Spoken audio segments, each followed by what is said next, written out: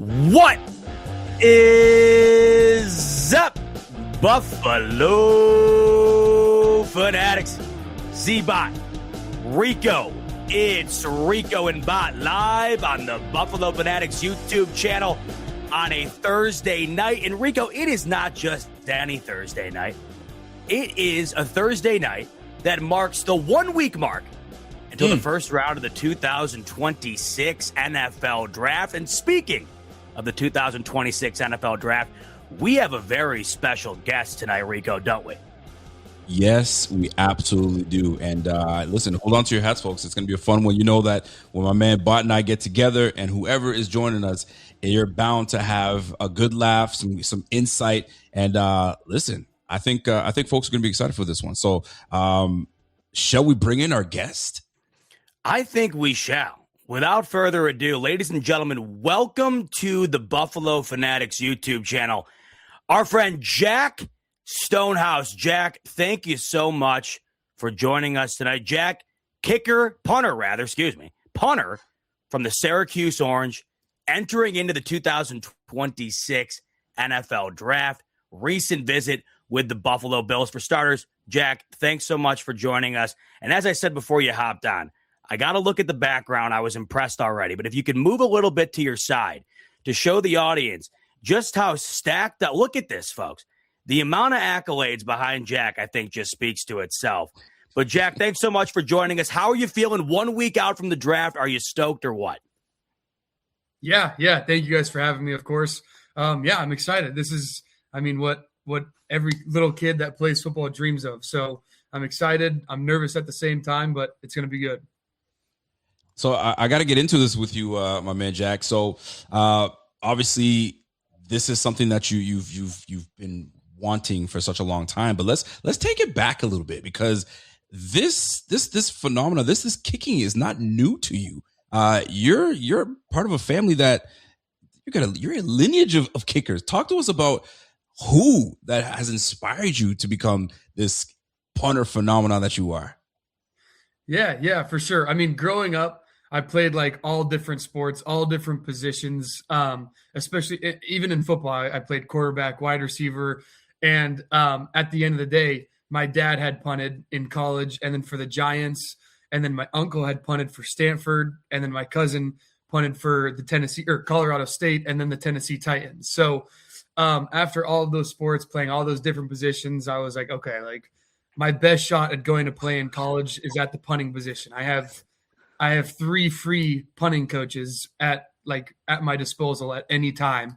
And so, I mean, I always was like the punter in middle school on our middle school tackle teams and all of that stuff. And I ended up just sticking with that in high school. You mentioned you played a couple of other positions, though. So I know where I'm from. The punt, pass, kick competition, that was like the big thing when we were kids. So you already had the punting down. Was that something near you? Like, were you big in on that? Were you dominating that growing up? I honestly don't know if I've actually ever done a punt, pass, kick competition. Really? So up near me, like if you were good enough, you would actually, I think you would wind up going to the Bills Stadium where you'd compete in the finale. And I was always jealous because I couldn't punt, pass, or kick.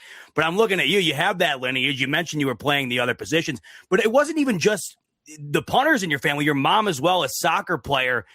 So it just feels like the family is predicated on kicking the ball. What is that like when you have an uncle pro, a cousin pro, a dad pro? Because it just feels like obviously that's not something that anybody you run into on the street would have in common with you, I guess.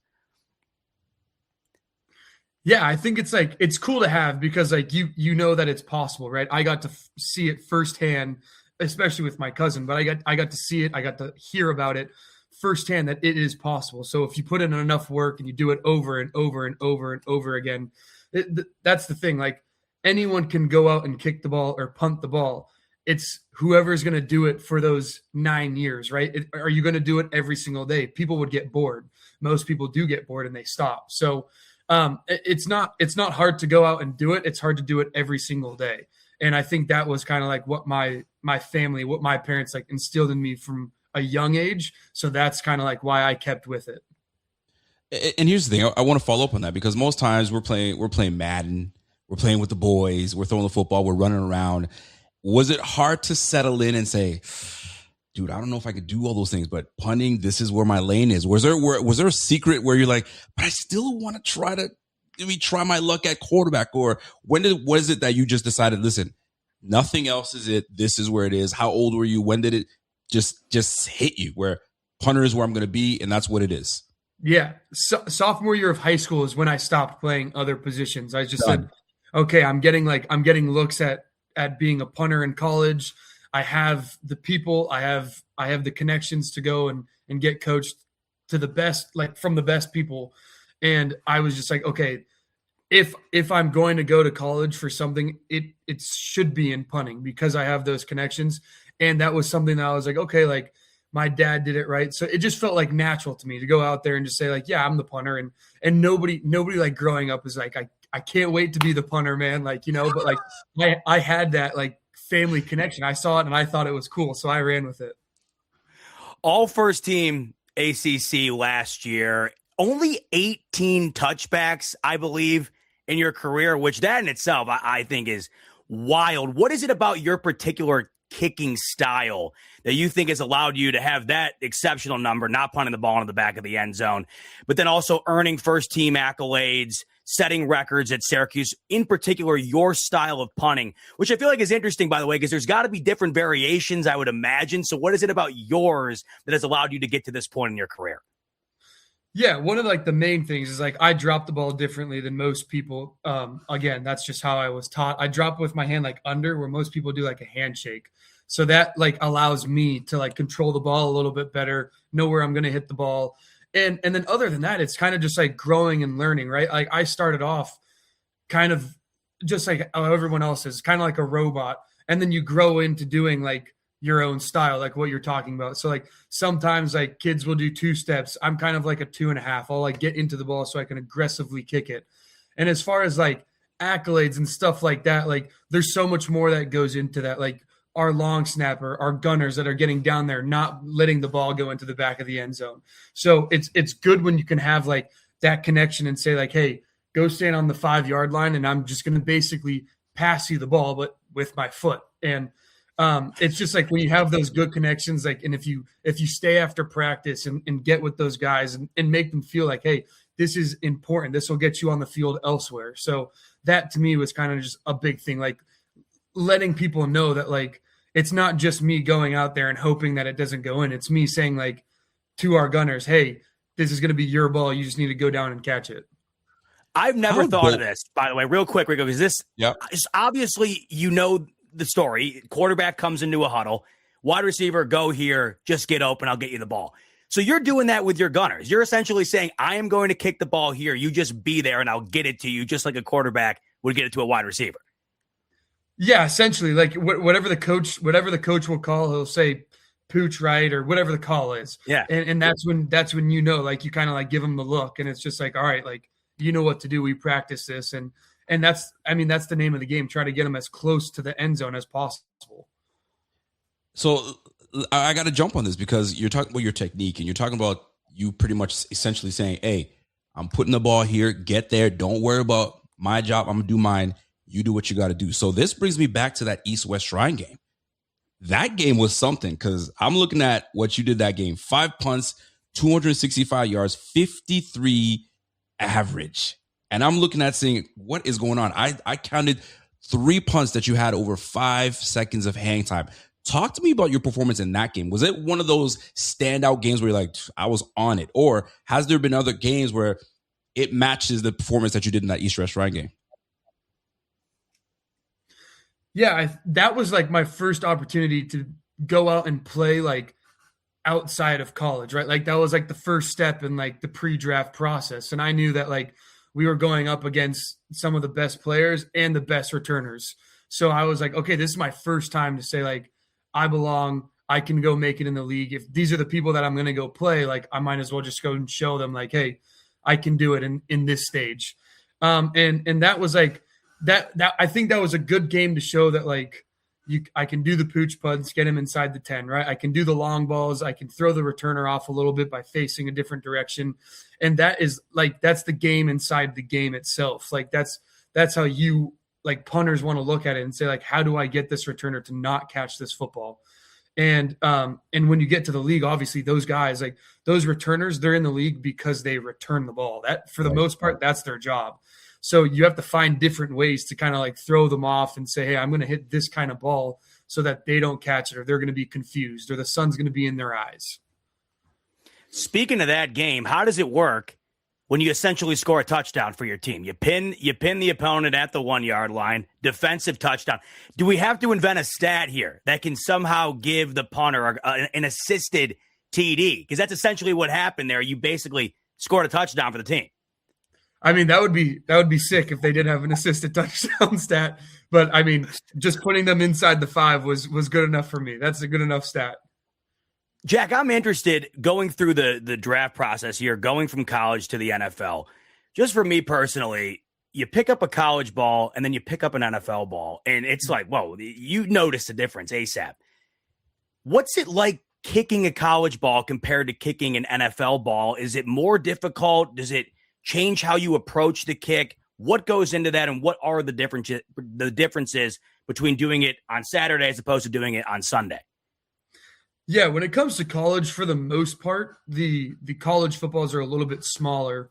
So they have like a smaller sweet spot, like being able to go and punt the ball extremely far and extremely high. It's like the smaller sweet spot kind of makes it harder, I guess. And then when you go to the NFL ball, it has a little bit more like surface area. So the sweet spot is a little bit bigger. Not to say that it's easier to punt NFL balls, but it's just a bigger football. It's two totally different. Like in college, it's kind of like, okay, this has to be like whatever the quarterback wants, right? And then in the NFL now, you get like specialist balls, and the rules are like, I think you can use them once or every 3 games or something like that. And so like you get, I guess, balls that are more tailored to a punter.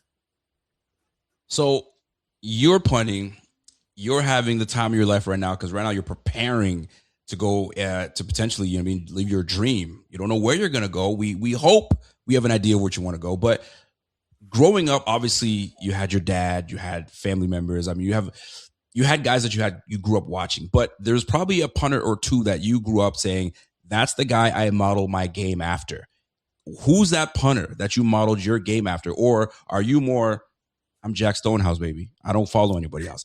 Where do you land? Yeah, I think as like my cousin, I got to watch him in high school and in college and in the NFL. Like that was an easy person to follow, right? I went to his high school games.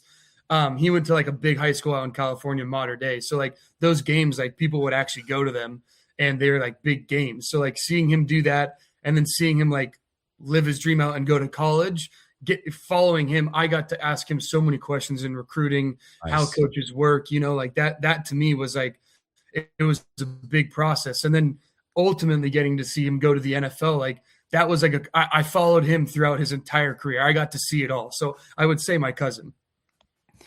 Jack, what's the draft process like, or at least the lead up to the draft, like for a punter? What does that look like? What goes into it, and what allows you to get to the point where you're hoping next week you're going to wind up with one of these 32 teams when it's all said and done?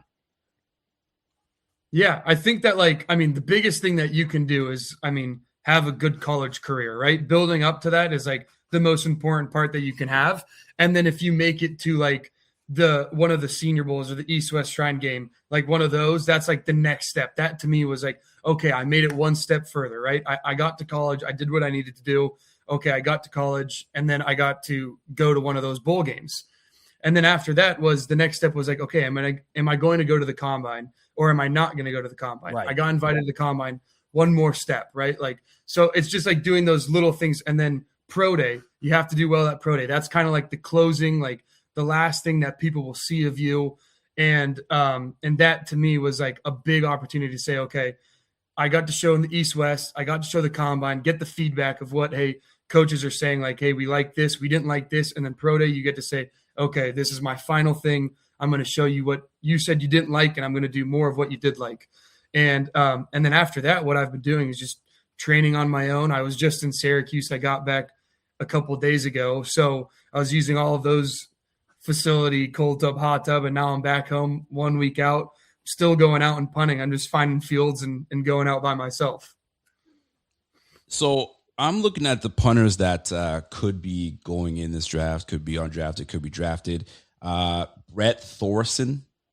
Sure you're familiar with that name. I'm sure of it. So when you see all these other guys that are vying for these places, where do you feel, are you still in that confidence role where these guys are great, but I think I'm the best punter in this draft? Does that confidence still stand with you, or are you more in the humble position saying, hey, wherever I go, I'll go? Or are you standing on business saying I'm the best punter in this draft, and this is why a team should draft me and not wait for me to be signed? What's your thoughts on that in terms of your confidence, and are you the best punter in this draft?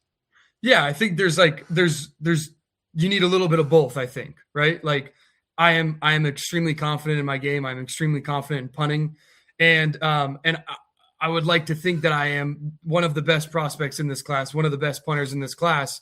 And but I also am like, okay, like you don't know what's going to happen, right? The draft is going to happen, and after that. So I do think that like I'm prepared to go out. I'm prepared to go compete. I'm confident in myself. And I just want to go and show and say like, hey, I can do this, right? So I think having a little bit of both, but like a little bit more humble, I think will help you in the long run, right? Like you got to understand the situation that you're going into. You got to understand the person you're going up against. And then after that is where their confidence comes in. You say, hey, okay, I'm in this situation. Am I in a competition? Sure. But I'm worried about myself. I'm going to go out here. I'm going to go do what I do. Obviously, we're hoping you have a great career anywhere you wind up, but we're hoping that great career winds up being in Buffalo. You met with the Bills last week. Talk to us a little bit about that. What was that meeting like, and how did it go down from your perspective? Yeah, it went well. I mean, just kind of introducing myself, telling them about myself, kind of like my upbringing and stuff like that. So it was just kind of cool, right? Like I never talked to the head coach before. And he came right up to me, talked to me. And it was just like a cool thing. It felt very like natural. It wasn't forced. It wasn't like, oh, we got to go talk to this kid. It was like, what's up? How you doing? Like, tell me about this process. And same thing with the assistant GM and GM. It just felt natural. It was just a conversation. And I think it went well, right? They just wanted to see if I was a normal person. And I was out there supporting all the other Syracuse guys that were at that local day.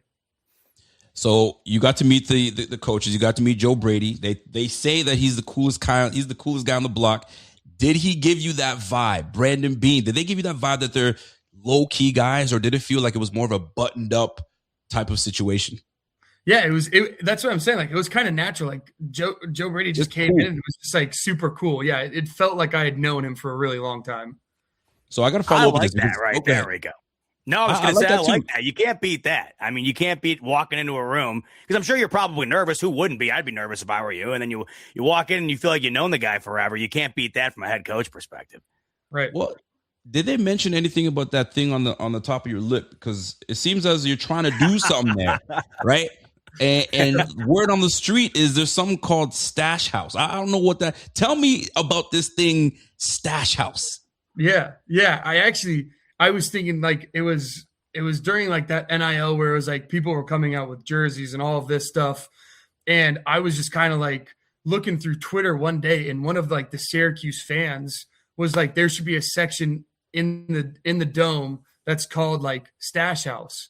And I was like, oh, that's kind of a good idea. And my mom really wanted to do something with like, because all my other siblings play college sports. So she was like, oh, we should do something with like the last name and like how like each of you guys play your sports. And the most noticeable thing that I think when you see me is my mustache. So that guy tweeted that out and I saw it, and my mom like came up and she was like, she runs a nonprofit for breast cancer. So she had someone that was already printing bags out. Nice. And she was like, let's just print out some shirts and see if they'll sell.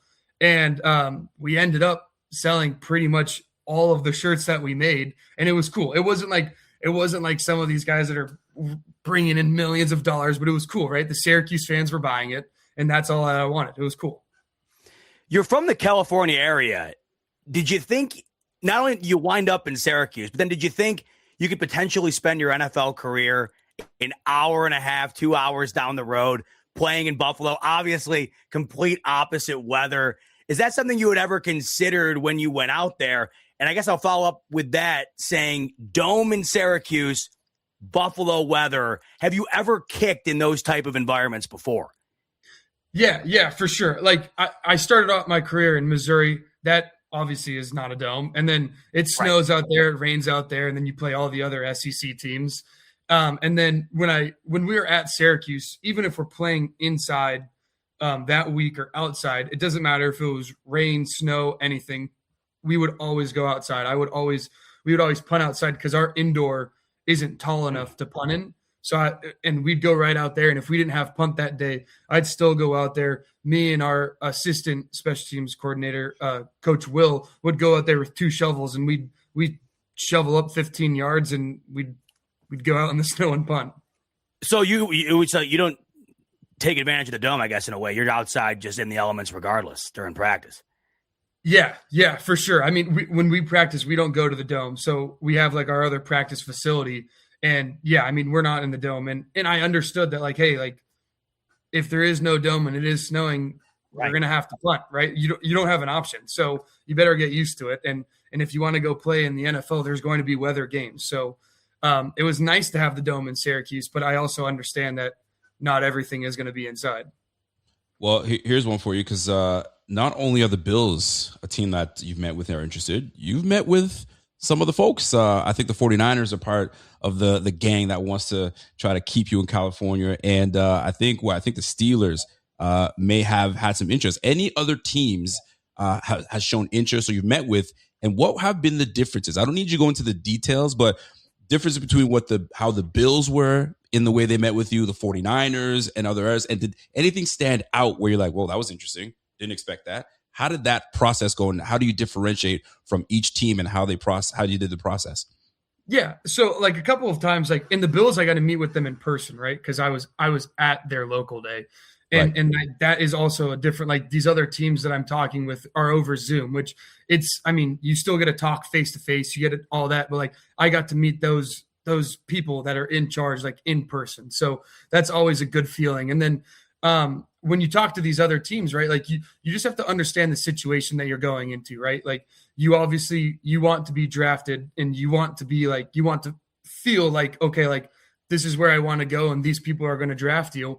But when it comes down to it, like it's all about picks. Like specialists is like, you could go later, or you could go early. And I think that like, that's kind of what I'm trying to figure out. Like my agent and I are just kind of like planning out the whole process and seeing like whatever goes down, and we're going to do our best. It's going to go down next week, Jack. Before we let you go, what's the plan next week for the draft? You've obviously been waiting for this moment forever. It's here next week. So what's the plan for the draft? I know you're going to be at home with the folks. So are you guys doing anything special? How's it going to go down next week? I just want to kind of just be with my parents. My sister's coming over. She lives nearby, and that's it. Like I didn't want anybody else. I didn't want anything extra. I just want to sit down. I want to watch it. If I need to be on my phone, I'll be on my phone. This to me is more like it's business, right? This is what I've been wanting, and I want to take it seriously. I don't want to celebrate anything that hasn't happened. I just want to be in the moment, watch it, understand it, and kind of just be there with my family, my parents.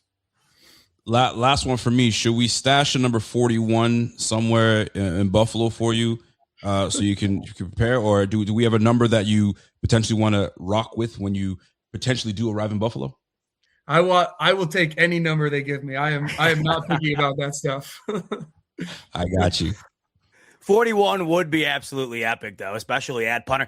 I don't know if you know offhand, Jack. Have the rules changed for the punting numbers or in the NFL, or is it as open as everything else is now, where you can wear just about whatever? I think they have to be lower. I don't know if you can go up to like. I honestly I don't know that rule, but I think they are like. There is, I think, a slot of numbers that specialists can take, but I could be wrong about that. Well, maybe we can make a call, Rico, to the people that we don't have any power with. And maybe we can try our best regardless and try to get Jack 41 if he ends up being a Buffalo Bill. But hey, Jack, no matter where you end up, and once again, we hope it is Buffalo, we're wishing you the best of luck next week. Congratulations on the success. And thank you so much again for joining us tonight. Thank you, guys. I appreciate it. Appreciate it, Jack. Jack Stonehouse. Man, that was awesome. The punting situation in general, Rico, I feel like it's such a unique perspective because, at least for me, when you think about going out on the field, it's one of those positions where it feels like you never get, unless you're kicking it coffin corner and knocking over the pylon, you're never getting as much credit as you deserve. However, if you roll one off your ankle, you're never going to hear the end of it. That's why I've always been interested, because you have to deliver pretty much not really even pretty much, 99.9% of the time, you have got to nail it when you're out on that field. A quarterback can throw a pick, whatever, you bounce back. Not the case with a punter. You know what's crazy? And I'm looking at these, like, every year that we do these things, and it feels like they get younger and younger. Like, I'm talking to a player that's about to live his dream wherever it ends up being, whether he gets drafted or undrafted. But it's crazy because I'm talking to somebody that's my daughter's age. And I'm like, this is incredible. And it's like it's a moment for these guys. So I love that we can do these things to shed light to others, because people are like, hey, a punter? But dude, this guy's got some charisma to him. And there was a bunch of other questions we could have asked him, but really nice to see young guys potentially get an opportunity to live their dream. And he's got an opportunity next week. So could it be the Bills calling his name? Could it be the Bills say, hey, we still want to talk to you, but we're going to handle some business in the draft, but we're going to still bring you to Buffalo? I look forward to it. It seems like a good young man. And wherever he goes, man, I hope he has some great success. But this was fun. We got to line one more up. We got to line one more before this draft. He was a great, great dude. I'm wishing the best for him. I just think that it would make too much sense to come to Buffalo. I think the special teams angle of things in Buffalo, heck yeah, it's a pillar that I think needs to have, some noticeable improvement this year. I just think that would be an area that would go a long way towards helping out a new Jim Leonhard-led defense. And I mean, we're talking about Stonehouse. I'm sure he's a humble guy. Best punter in Q's history. I mean, we're talking about record-setting numbers. All first team All ACC last year. But what he's so great at is not putting the ball in the back of the end zone. At the bare minimum, you're going to be pinning the defense inside the 20. And that's what you're going to be getting with him almost assuredly every single time he walks out there. Well, I'll tell you this, a punter that can dictate what his gunners are going to, hey, listen, y'all get down there. You do what you're supposed to do. I'll put it where I need to put it. Do your business. Now, when you can actually dictate and control the game that way at your game, bro, that's a special kid, man. I'm looking forward to it. Great when he said, and I never thought about it like this. That's why when he said, I just tell the gunner to get there and I'll get it to you. Like, I immediately think like Allen's looking at, DJ Moore this year, like, hey, get to the 10, curl, and the ball will be there.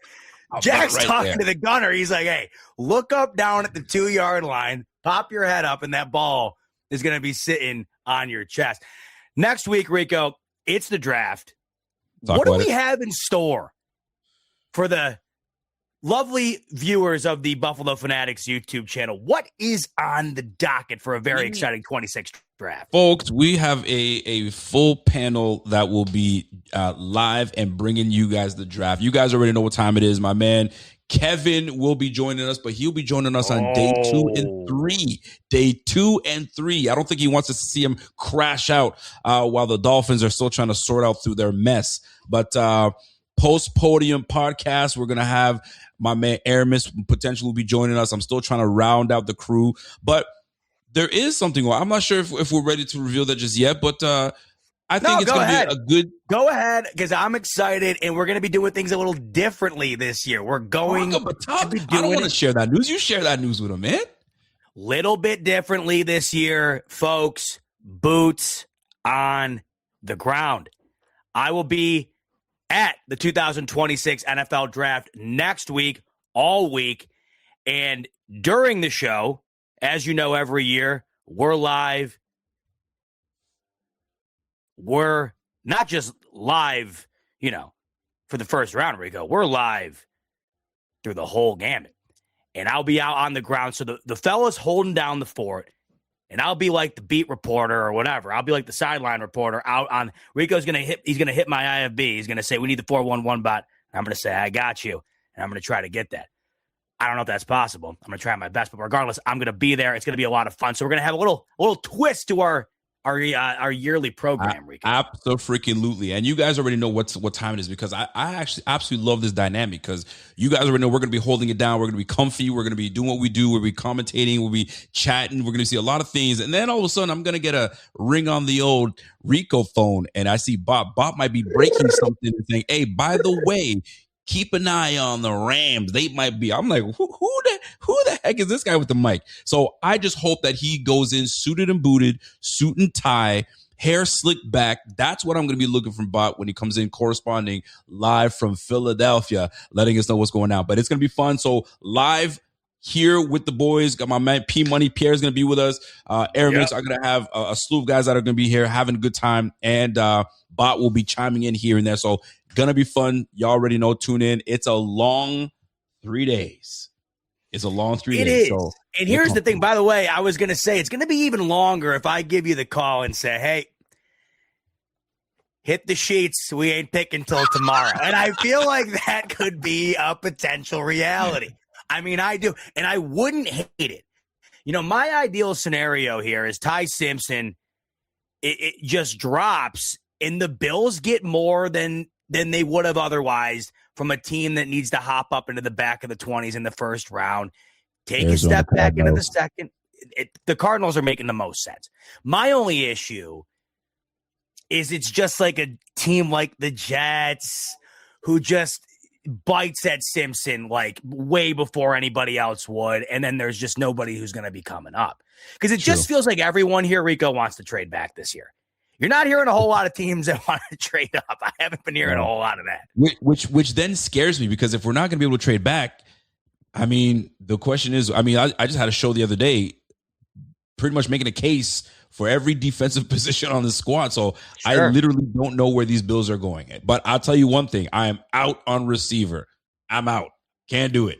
It's official. Come on. I'm out. Wow, this is a new development for me. What was the tipping point? I just can't fathom us bringing in a receiver that is going to maybe uptick the offense that much more when we have so much more that we need to help on the defensive side of the ball. Do I want to go defense? Not necessarily, because I feel like we've been going defense the last several years. But to go and put something in at the 26th pick on the offensive side of the ball when we just drafted DJ Moore, it's like going back-to-back receiver. There's never been done in NFL history where a team has drafted a receiver back-to-back in the first round and the second round. Rico, what are you talking about? We didn't draft a receiver in the second round. Yes, we did. His name is DJ Moore. So we can't go KC Concepcion and then DJ Moore. How does that make sense? Back-to-back receivers? Can't do it. Won't do it. I'm out on receiver. Call me the fun police all you want. I ain't doing it. Defense is the way to go. But, hey, I could change my mind the next few days, so we'll see. It's the fun police because it's just what we've been doing nearly every year for a decade almost. So it's like that's why it is that way. But, I think if we're looking in the mirror and being honest with ourselves, what you're saying is probably 100% correct. It is.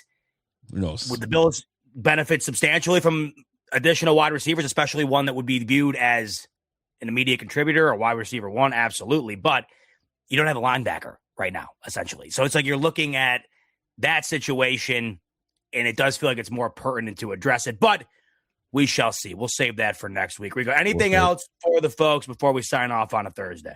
Listen, not a whole lot left, folks. You guys already know what time it is, man. The draft is less than a week away. I feel like it's creeping up on us way faster than I anticipated, and I still have no idea where these Bills are going to go. So that's what makes this a lot more intriguing. I just really wish we had a second-round draft pick, but we kind of did have one. So other than that, man, we're just gonna let the tea leaves start spilling. We know there's tea. By this time of the year, by this time before the drafts, things start being revealed. right? All of a sudden, Mendoza might not be the first round draft pick, first pick in the draft. But that's bananas to me, right? Jeremiah Love right now, they're thinking maybe does he go to the Titans? Does he drop? Like there's a lot of smoke screens that are going to be happening this kind of fun time of the year. So we're just going to wait and see how it goes down. But it's going to be fun, man. The Bills are certainly going to either make us rage or have us applaud. We're going to find out how it goes down. Gonna be a lot of fun. It is every year. We cannot wait to spend it with you next week right here on the Buffalo Fanatics YouTube channel. It's going to be a tremendous draft. Looking forward to it. Big shout out once again to Jack Stonehouse spending some time with us tonight. Great to talk to him. Hoping to see him rocking the red, white, and blue out in Buffalo this upcoming year. We'll find that out as well next week. Shout out to all of you tuning in this evening. Well over 400 of you stopping by to watch us hang out with Jack live. That was great. Great talking to him once again. And that's going to do it. So much love to you guys. Looking forward to seeing you next week. In the meantime, go Bills. Go Bills.